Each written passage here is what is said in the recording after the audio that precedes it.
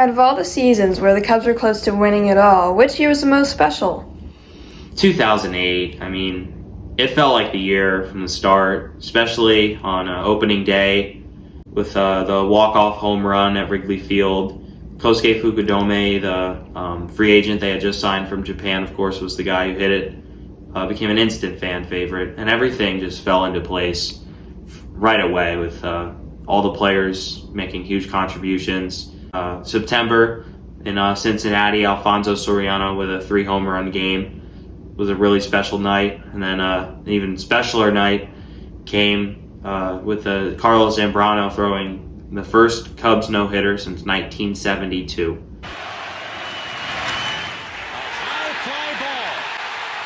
for the first time in a century, back-to-back postseasons for the Cubs.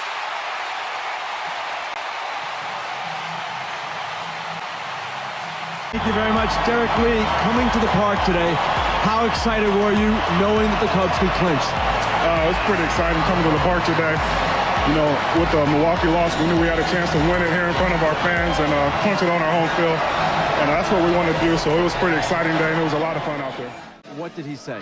He just said keep your eye on the prize. You know, we got here last year, and Jimmy's been an integral part of this team this year. But we got here last year and felt like, you know, we celebrated so hard, we worked so hard to grind back from a big deficit that, you know, just keep our eye on the prize. We have a lot left, and hopefully to continue and go forward. It was unbelievable. I mean, it shows you the character of you know, Chicago fans. They've been, you know, behind a 100% in every sense of the word. Every time they've been here, and you know, it's unbelievable. It's great. My back turned to the entire clubhouse, so you always got to make sure you're prepared and have your own ammunition. So this is great. This is, you know, what we've been working 7 months towards. Part of the goal to win a championship and to go out there and win our division and do it on your home field in front of these guys. You know, the last time we did it last year was on the road and to celebrate in Chicago and see Woody out on the mound getting the last 3 outs. And this is the first time in 100 years that the Cubs have won back-to-back division championships. So there's a lot of good things happening here, and hopefully we can just keep it going. In the 2008 postseason, the Cubs got off to a great start in Game 1, with Mark DeRosa hitting a home run down the right field line to give the Cubs a 2-0 lead in the bottom of the second inning. Game 1 starter ace and 2008 All-Star Ryan Dempster was the pitcher tonight, but on this chopped ground ball to Ryan Theriot, he couldn't quite get the throw over in time, and Ramirez beat it out at first. But with the bases loaded and 2 outs in the inning, Dempster faced Andre Ethier, and on a 3-2 pitch got him on a changeup to end the inning. So the Cubs got out of that inning. But the following inning, Dempster continued to struggle with command of the strike zone and walked the bases loaded. In the game, he had a season-high 7 walks. And then James Loney, the first baseman, hit that one to left center, and that was a grand slam, and the Dodgers would have the lead for the rest of the series.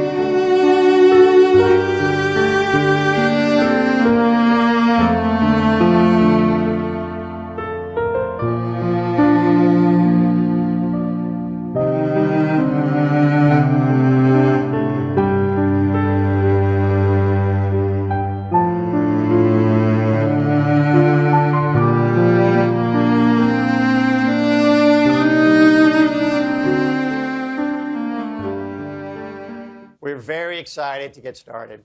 There's a lot of work to do, but everyone needs to know that we are here for the long term, and we are here to win. Today, we take a major step to win a World Series. I'd like to introduce Theo Epstein. Using the same analytical approach he did in Boston, Epstein has created a team in Chicago that looks built for the long haul. You don't want to put all your eggs in one basket and go for a short-term fix. By far the best way to do it is build it organically, piece by piece. That way, when you get to a point of real competitiveness, you know that you're going to be there the next year, and the next year, and the next year. That's what Theo Epstein has done with the Chicago Cubs.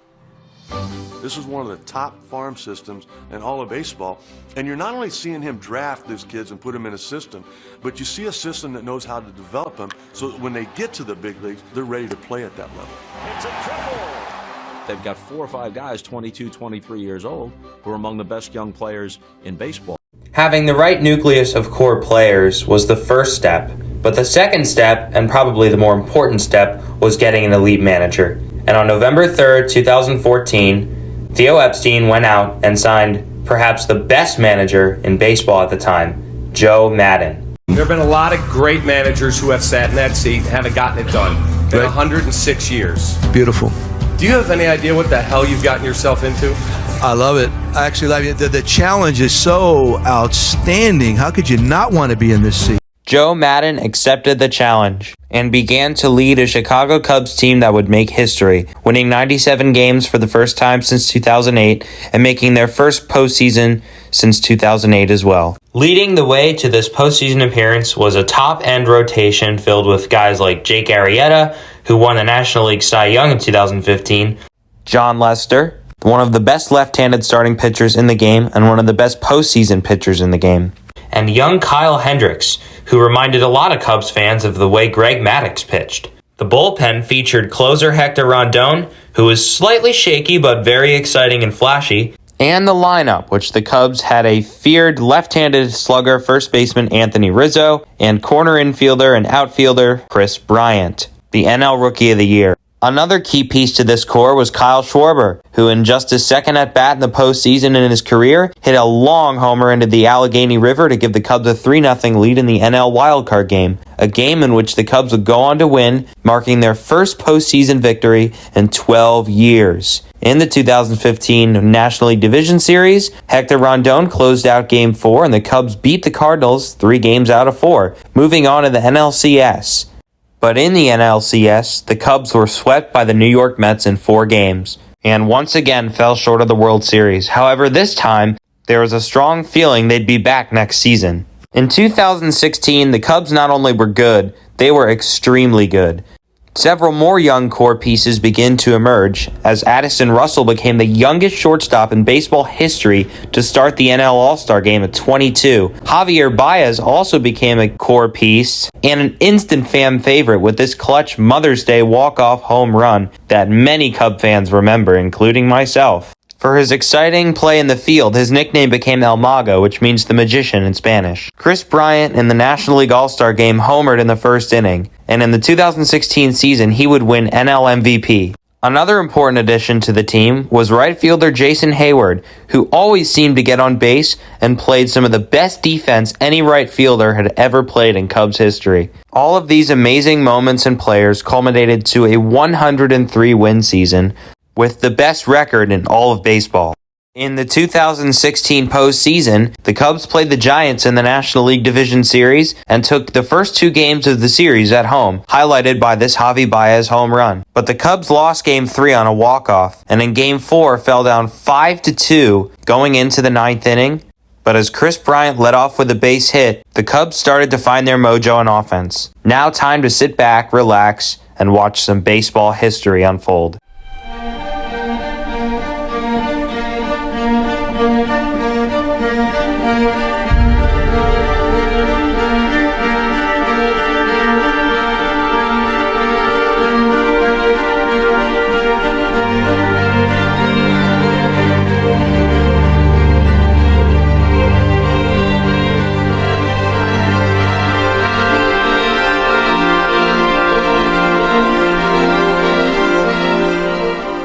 This 4-run 9th inning turned into the largest comeback in a postseason clinch game in baseball history, and the magical run for the Cubs did not stop there. In Game 6 of the National League Championship Series, as the Cubs turned this double play, they clinched their first trip to the World Series in 71 years. However, in the World Series, the Cubs fell down 3-1, and it looked as if the Cubs have come this far to just lose yet again in the World Series, falling down 1-0 early on a Jose Ramirez home run in Game 5. But in the 4th inning, Chris Bryant hit a solo home run to tie the game at 1 and got the Cubs offense rolling. The Cubs would go on to score 2 more runs in the inning, one on this Addison Russell infield chopper that ended up being an infield single, and another on the sacrifice fly by David Ross that gave the Cubs a 3-1 lead, and they would eventually go on to win Game 5 3-2. Their season was still alive. In Game 6, Chris Bryant once again got the Cubs offense going with this towering home run to left field in the first inning. But the Cubs weren't done in the first inning yet. On this lazy fly ball to center field by Addison Russell, both the outfielders for the Indians let it fall in,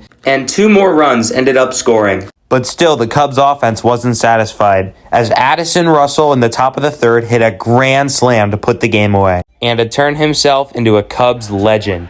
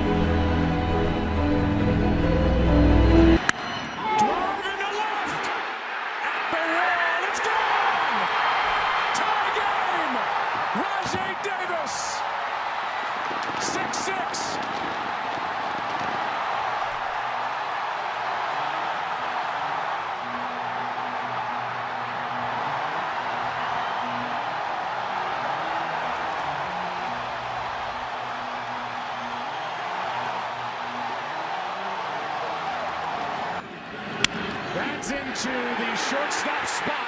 Lindor, what a play!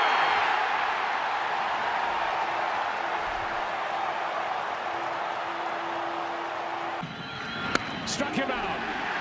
98. He's out of 10. But the Indians got him. And now Lindor pops it into right. And with this, Game 7 is going to the 10th. Just as we get ready to start the 10th, the grounds crew is told by this umpiring crew and the crew chief, John Hirschbeck, to bring out the tarp.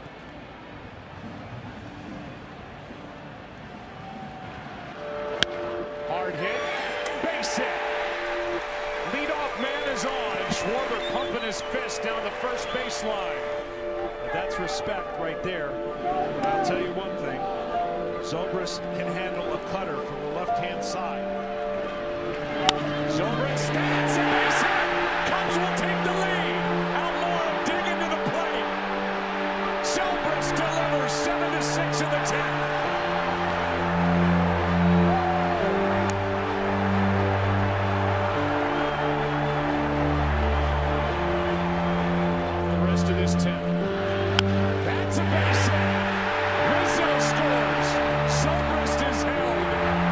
6, Chicago.